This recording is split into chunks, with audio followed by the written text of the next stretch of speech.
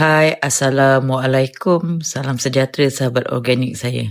Boleh dengarkan kejap tak? Kita mengalami keturunan. Kita mengalami keturunan.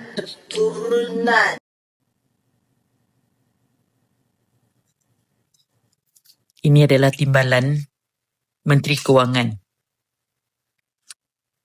Keturunan tak ada dalam kamus accounts, ekonomi, bisnes atau matematik. Keturunan tu macam dia, keturunan Lim Kit Siang.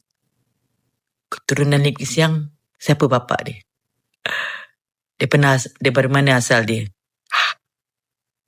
Itu keturunan. Sepatutnya kita guna penurunan. Itulah dia.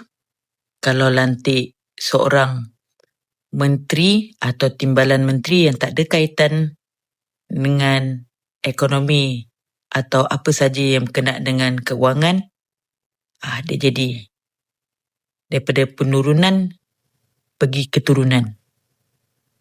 So bila kau nak turun?